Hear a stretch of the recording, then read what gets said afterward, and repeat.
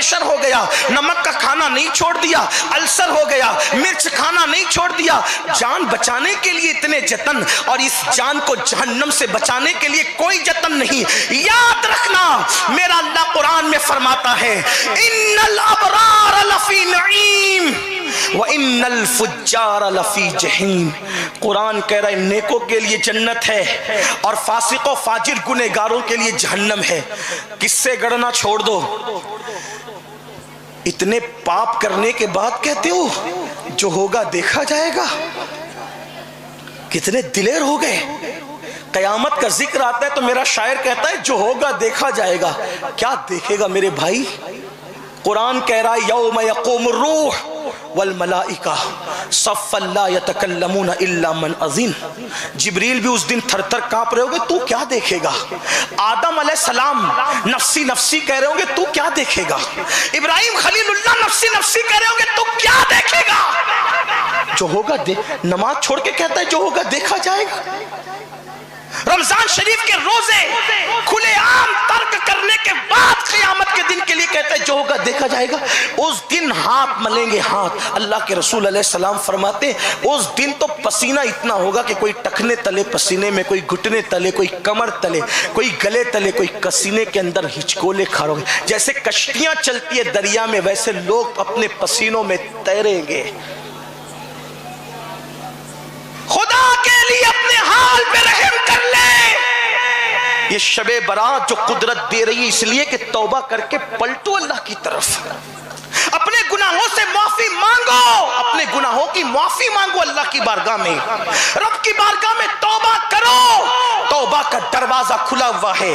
अगर 40 साल तक भी पाप किए, 40,000 साल तक भी कोई पाप कर ले, इतनी उम्र तो किसी की हो भी नहीं सकती, और फिर तौबा करे, मेरा अल्लाह उसकी तौबा को कबूल करता है, मेरा अल्लाह उसको माफ करता है। खुदा के लिए मेरे भाई, ऐ मेरी कौम के जवान, न तेरे अंदर ताकत न मेरे अंदर ताकत कि हम अल्लाह के अज़ाब को बर्दाश्त कर सके। मेरे आका मुस्तफ़ा जान रहमत सल्लल्लाहु अलैहि वसल्लम फरमाते हैं जहन्नमियों के सर पर खौलता हुआ पानी जहन्नम की आग का डाला जाएगा तो उसका सर ऐसे पिघलेगा कि उसके सर के पिघलने का असर उसके वजूद पर और उसके पेट पर पड़ेगा। उसका भेजा जमीन पे गिरेगा, उसका सर पिघल कर जमीन पे गिरेगा। ये जहन्नम के खौलते हुए पानी का आलम है। और याद रखना, जब किसी पर आप खौलता हुआ पानी डाल दे तो वो मर जाएगा, मरने के बाद निजात पा जाएगा। लेकिन कुरान कहता है कि इतने सारे अज़ाबात जहन्नम में दिए जाएंगे, सर कुचला जाएगा, गर्म पानी डाला जाएगा, जहन्नम के कांटेदार चाहे वो दरख्तों के फल जिसे थोड़ा वगैरह कहते हैं, ये सब हलक में डाल करके खिलाया जाएगा, आबे हमीम पिलाया जाएगा।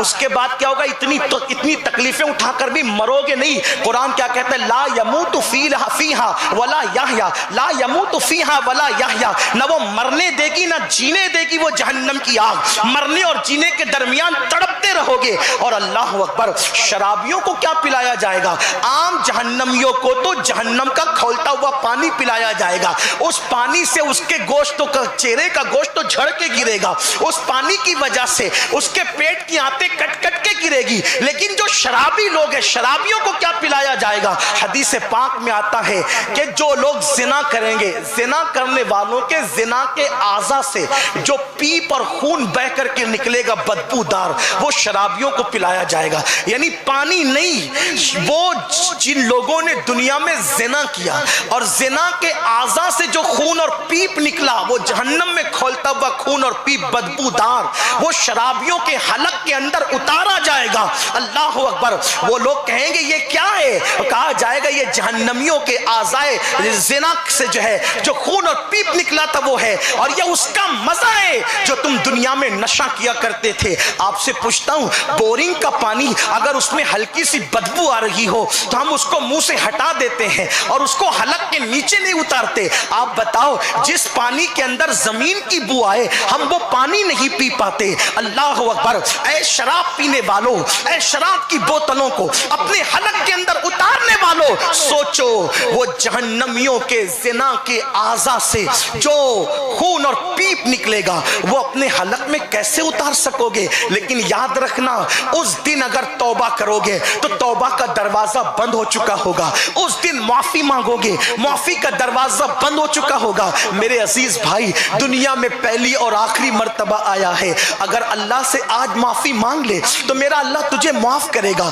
कितना ही तू पापी है, कितना ही बड़ा मुजरिम है, कितना ही बड़ा गुनहगार है, खुदा की बारगाह में पलट। और आपको बता दूं मेरे जवानों, ये अजाब की बातें सुनकर मायूस नहीं होना, ये खुदा की गैरत है जिसका जिक्र मैंने किया। लेकिन मेरा अल्लाह फरमाता है सबकत रहमती अला गज़बी, कि मेरा गज़ब, अल्लाह अकबर, मेरी रहमत के हवाले से मगलूब हो गया और मेरी रहमत मेरे गज़ब पर गालिब आ गई। अल्लाह फरमाता है तवज्जो करना, अगर कोई पापी, कोई मुजरिम किसी नेक आदमी के पास आता है तो नेक आदमी उससे भागता है, नेक आदमी उससे जी चुराता है। कोई जलील किसी इज्जतदार के करीब आता है तो वो इज्जतदार उससे दूर भागता है। आप याद रखें, हर एक किसी और से भाग रहा है। गरीब से मालदार भाग रहे हैं, जलील से इज्जतदार भाग रहे हैं, छोटों से बड़े भाग रहे हैं, गुनहगारों से नेकोकार भाग रहे हैं। लेकिन ये मेरे अल्लाह की शान है। अल्लाह फरमाता है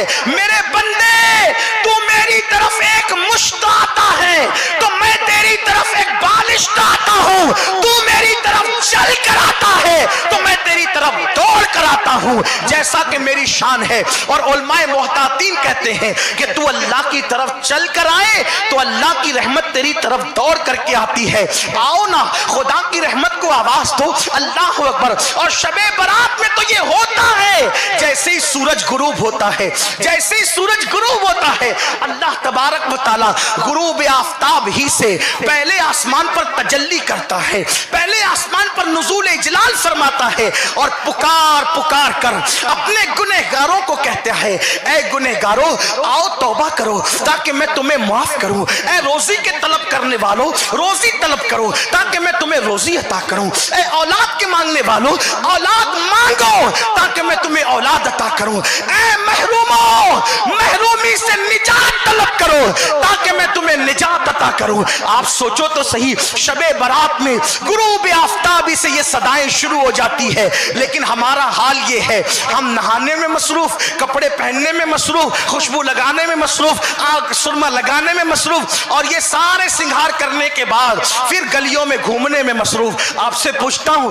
नहाना तो इसलिए था ताकि हम इबादत का एहतमाम करते, सुरमा तो इसलिए लगाना था हम अल्लाह की बारगाह में जाने वाले हैं, इत्र इसलिए लगाना था ताकि हम अल्लाह की बारगाह में खड़े होने वाले हैं। इत्र सुरमा और नहाकर हमें घूमने के लिए बारातियों की तरह नहीं भेजा गया था, बल्कि हमें इबादत के लिए खड़े होना था, वहां किड़किड़ाना था। लेकिन अफसोस वो इबादत की रात भी हम घूमने में बात करने में जाय कर देते हैं। अब तो पता नहीं क्या क्या चल पड़ा, कहीं पटाखे फोड़े जाते हैं, कहीं आतिशबाजी की जाती है। अल्लाह अकबर। मेरे भाई शबे बारात जाय करने के लिए नहीं है, मेरे आका फरमाते हैं इस रात सब बख्श दिए जाते हैं, चंद बदनसीबों के बल्कि कम नसीबों के अलावा, चंद कम नसीबों के अलावा, बदबख्तों के अलावा सब बख्श दिए जाते हैं। जिनको नहीं बख्शा जाता वो दो मुसलमान जो एक दूसरे के लिए दिल में कीना रखते हैं, एक दूसरे के लिए कीना रखते हैं, उनको नहीं बख्शा जाता। और बड़ी माजरत के साथ आपने दाढ़ियां, हमने दाढ़ियां लंबी की, कपड़े भी खूबसूरत, टोपियां भी खूबसूरत, अमामे के पेज भी खूबसूरत, सब खूबसूरत, क्या दिल भी खूबसूरत है हमारा? एक भाई दूसरे भाई के लिए दिल में कीना लेकर बैठा है, कीना इतना दिल में बढ़ गया कि अपने इमाम के लिए भी हमारा दिल साफ नहीं है। यह है कि नहीं? पड़ोसियों के लिए भी दिल में कीना। और शबे बारात की तैयारी, शबे बारात से पहले मेरे अजीज अपना दिल साफ कर। आपसे पूछता हूं, अगर कोई बगल में सुअर लेकर आए तो क्या उसे मस्जिद में दाखिल होने दोगे? हैं? बोलो ना। कोई बगल में कुत्ता लेकर आए उसे मस्जिद में आने दोगे? नहीं ना। तो जब बगल में कुत्ता और सुअर लेकर कोई आए तो उसको मस्जिद में नहीं आने देते। तो अपने दिल में ये तकब्बुर का और कीने का कुत्ता और सुअर कब तक लेकर फिरते रहोगे? जुमले सख्त हो तो माफ कर देना, लेकिन सुअर की निजासत उतनी नहीं जितने कीने की निजासत हमारे दिल के अंदर है। क्योंकि सुअर की निजासत लग जाए तो पानी से साफ हो सकती है, लेकिन ये दिल के अंदर जो कीने की निजासत है ना, घमंड की निजासत है ना, ये 7 समुंदर का पानी भी कभी धुल नहीं सकता। तो दिल क्यों साफ नहीं करते? और याद रखना, इतना बड़ा हजारों का मजमा है, मैं हाथ नहीं उठाऊंगा गुनाह के इजहार के लिए, लेकिन अपने अपने मन में डूब कर सोचो कि मेरे दिल में कितना कीना भरा है। अल्लाह के रसूल अलैहिस्सलाम फरमाते, शबे बरात में सबकी मगफिरत है, कीना रखने वालों की नहीं। उनके अमाल भी अल्लाह वापस कर देता है, इनके दिलों में तो कीना है, वापस ले जाओ इनके अमाल। उनके सर के ऊपर सजदा नहीं जाता, उनके सर के ऊपर उनकी दुआएं नहीं जाती। लोग कहते हैं मौलाना मेरी दुआ कबूल नहीं होती, तेरे दिल को तो देख। जिस्म की जनाबत को दूर करने के लिए तू नहा रहा है, ये दिल की जनाबत तू कब दूर करेगा? ये दिल की गंदगी मेरे भाई कब दूर करेगा? और सुन लो, मोमिन के दिल में कीना नहीं होता, अपना दिल पाक करो। अल्लाह के रसूल सल्लल्लाहु अलैहि वसल्लम ने हजरत सैयदना अनस इब्ने मालिक रदी अल्लाह ताला अन्हु से फरमाया, ऐ अनस, हो सके तो सुबह इस हाल में करना, ऐ अनस, हो सके तो सुबह इस हाल में करना कि तेरे दिल में किसी के लिए कीना न हो। और ये मेरी सुन्नत है, जो मेरी सुन्नत पर अमल करेगा वो जन्नत में मेरे साथ दाखिल किया जाएगा। निकाल दो दिल से कीना। और कीना निकालने का आसान तरीका बता दूं। मिसाल के तौर पे किसी के लिए दिल में कीना है। अब दिल में कीना है तो क्यों है? क्यों कीना है दिल में? उसने आपको सताया, तवज्जो करना, उसने आपको सताया, आप उससे लड़ नहीं पाए तो दिल में कीना आ गया। जब भी उसको देखते हैं भौवें चढ़ा लेते हैं, इसने मुझे मारा था, इसने मुझे गाली दी थी, इसने मेरा नुकसान किया था, इसीलिए दिल में कीना आता है। बदला नहीं ले पाते तो कीना आता है, ठीक? बदला ले लेते हैं तो दुश्मनी हो जाती है, फिर भी दिलों में कीना रहता है। इतना सोचो, सैयदना फारूक आजम जब आपके विसाल का वक्त, शहादत का वक्त आया तो आपको एक शख्स ने खंजर से मारा। देखिए दिलों से, मोमिनों के लिए दिल कितना साफ। फारूक आजम पूछते हैं मुझे किसने खंजर मार के शहीद किया? तो लोगों ने कहा एक मजूसी था, आतिश परस्त था। आपने कहा अल्हम्दुलिल्लाह। लोगों ने कहा इस पर अल्हम्दुलिल्लाह का मतलब क्या? कहा अल्लाह का शुक्र है मुझे किसी मुसलमान ने नहीं मारा, अगर मुझे मारता तो मेरी वजह से वो जहन्नम में जाता। अल्लाह का शुक्र है मेरी वजह से कोई मुसलमान जहन्नम में नहीं जाएगा। अब आपसे पूछता हूं, हमारे दिल में कीना क्या?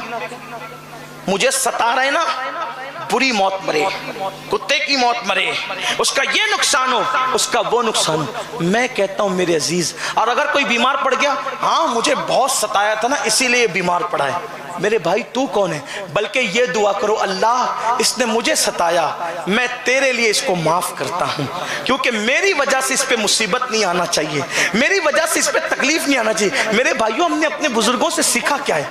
मौलाए कायनात को इब्ने मुलजिम ने हमला किया। देखो अल्लाह वालों का अंदाज। इब्ने मुलजिम जैसा बदबख्त, पलीद, जहन्नमी, उसने मौलाए कायनात पे हमला किया, उस पकड़ा गया।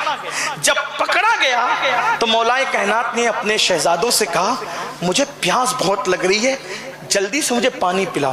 तो पानी के अंदर शक्कर मिलाकर, वो शक्कर का पानी जिसे हम शरबत कह लें, वो मौलाए कायनात को पेश किया। मौलाए कायनात ने वो कटोरा लिया, अपने मुंह के करीब किया, और करीब करने के बाद जैसे ही करीब किया तो सामने से आवाज आई। वो कातिल जो सामने खड़ा था, लोग उसको पकड़े हुए थे कि अगर मौला की शहादत हो जाए तो फिर इसका शरीयत ने जो हुक्म दिया वो काम किया जाए। तो वो सामने खड़ा था, उसने कहा अली, अली आप जानते हैं ना कि मार खाने वाले से ज्यादा मेहनत मारने वाले को लगती है, क्योंकि आप तो बहुत तलवार चला चुके हैं, मारने वाले को मेहनत ज्यादा लगती है। जब आपको इतनी प्यास लगी है तो अंदाजा करो मुझे कितनी प्यास लगी होगी। मुझे भी तो प्यास लगी है। मौलाए कायनात ने मुंह के करीब वो कटोरा था, वो अपने शहजादे इमाम हसन के हाथ में दिया, फरमाया पहले उसको पिलाओ, बाद में हम पिएंगे। कातिल के लिए, कातिल सामने खड़ा है। फिक्र ये है हमने क्या सीखा, अपने बुजुर्गों से हमने क्या सीखा। मेरे आका सल्लल्लाहु अलैहि वसल्लम के दीवानों, आओ अल्लाह के नबी सल्लल्लाहु अलैहि वसल्लम की जिंदगी का जायजा लो। एक मर्तबा अबू जहल अपने दोस्तों से मशवरा करता है कि हमने मोहम्मद को कत्ल करना है। रूही फिदा सल्लल्लाहु अलैहि वसल्लम, हमने उन्हें कत्ल करना है। लोगों ने कहा कैसे कत्ल करेंगे, कत्ल करने का तरीका क्या होगा। तो देखिए दुश्मन को मेरे आका के अखलाक पे कितना एतबार था, एतमाद था। उसने कहा मैं बीमारी का ढोंग रचाऊंगा, मैं बीमारी का ढोंग रचाऊंगा। आप लोग मक्के में इस बात का ऐलान कर दो कि अबू जहल बीमार हो गया, अबू जहल बीमार हो गया। तो कहा इससे क्या होगा। कहा मोहम्मद अरबी रूही फिदा सल्लल्लाहु अलैहि वसल्लम की आदत है कि जो भी बीमार पड़ता है वो उसको देखने के लिए जाते हैं। चाहे दोस्त बीमार पड़े तो जाते हैं, दुश्मन बीमार पड़े तो जाते हैं, तो वो आएंगे मुझे देखने के लिए। तो फिर हम क्या करेंगे, एक गहरा सा कुआं खोदेंगे और कुआं खोद करके उस पर तख्ते रख देंगे, एक तख्ते में रस्सी डाल देंगे और मैं उसको बिस्तर में लेके लेट जाऊंगा। जैसे ही मोहम्मद अरबी उस तख्ते पे कदम रखेंगे हम वो तख्ता खींच लेंगे। जैसे ही खींच लेंगे तो उस गड्ढे के अंदर मोहम्मद अरबी गिर जाएंगे और माज़अल्लाह अंदर चले जाएंगे। हम वो तख्ता लगा देंगे और उसका मुंह बंद कर देंगे। इस तरीके से माज़अल्लाह मोहम्मद अरबी रूही फिदा सल्लल्लाहु अलैहि वसल्लम का खात्मा हो जाएगा। आप पहले गौर करें कि अल्लाह अकबर, एक दुश्मन को कितना यकीन है मेरे आका पर कि मैं बीमार पड़ूंगा तो मुझे देखने के लिए वो आएंगे, और उसने सारा प्लान सेट किया। और फिर वो झूठ मूठ का बीमार भी पड़ गया, उसकी बीमारी का चर्चा भी मक्के में हो गया। और फिर ये हुआ कुर्बान, मेरे आका को जब खबर मिली कि अबू जहल बीमार है तो मेरे सरकार उसको देखने के लिए उसके घर की तरफ भी आए। जैसे ही दरवाजे पे पहुंचे जिब्रील अमीन आए और अर्ज की या रसूल अल्लाह, अल्लाह की हिकमत यह कि आप यहीं से अब वापस हो जाएं। तवज्जो करना, क्या कहा, अल्लाह की हिकमत यह कि आप यहीं से वापस हो जाएं। अब यहां पहुंचकर कुछ लोग ये बातें करते, अगर उनको इल्मे गैब होता तो वो वहां तक के क्यों आते। मैं कहता उनको इल्मे गैब आपके इल्म में नहीं, तो अल्लाह को तो इल्मे गैब है। घर से चले तो घर पर ही रोकना चाहिए था, घर पे नहीं रोका, अल्लाह ने अबू जहल के दरवाजे पे रोका कि आप वापस हो जाएं। तो अल्लाह के हर काम में हिकमत है। नबी पे एतराज न किया करो, नबी के हवाले से इस तरह की बातें न किया करो, ये बेअदबी है। अल्लाह ने महबूब को कितना दिया वो खुद फरमाता है, अल्लमहु शदीदुल कुवा, वो कुव्वत वाले ने अपने महबूब को सिखाया। और कितना सिखाया, वो अल्लमक मा लम तकुन तालम व काना फदलुल्लाहि अलैका अज़ीमा, जो कुछ आप नहीं जानते थे वो सब कुछ हमने आपको सिखा दिया।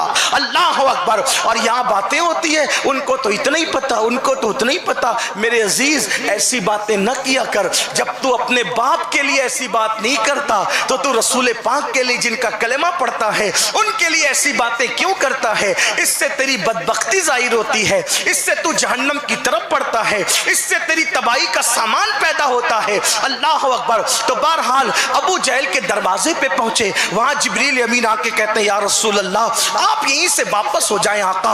अल्लाह ताला की हिकमत यह है, हुजूर को जो वो अबू जहल ने देखा अपने दरवाजे तक आते, और जब हुजूर को वापस पलट कर जाते देखा वो घबरा गया, बौखला गया, और फिर वो हुजूर को बुलाने के लिए खुद दौड़ा। जैसे ही दौड़ा वो, तो उसी तख्ते पर उसका पैर पड़ा लाशूरी तौर पे, और उसी गड्ढे के अंदर वो गिर गया।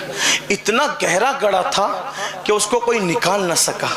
अबू जहल ने कहा अगर मुझे इससे कोई निकाल सकता है एक ही जात है, वो मोहम्मद अरबी की जात है। आप देखें, गौर फरमाएं, ये याद रखिए, नफली इबादतें अपनी जगह, लेकिन अल्लाह के रसूल अलैहिस्सलाम फरमाते हैं पुलसरात पर पार लगाने वाली सबसे ज्यादा जो चीज है वो तुम्हारे अखलाक, मीज़ान पर सबसे भारी जो चीज़ है वो तुम्हारे अखलाक, अल्लाह के नज़दीक सबसे पसंदीदा जो चीज़ है वो तुम्हारे अखलाक।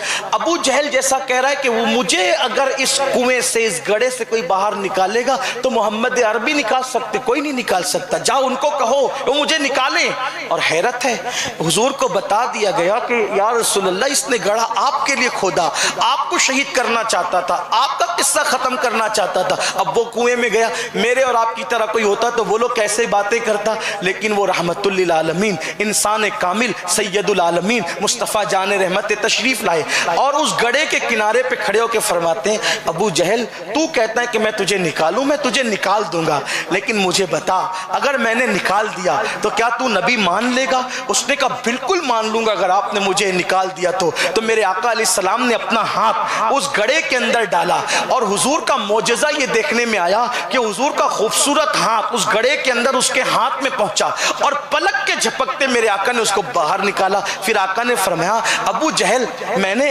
अपना मंसूब, हजरत आए, अच्छा आइए, हजरत का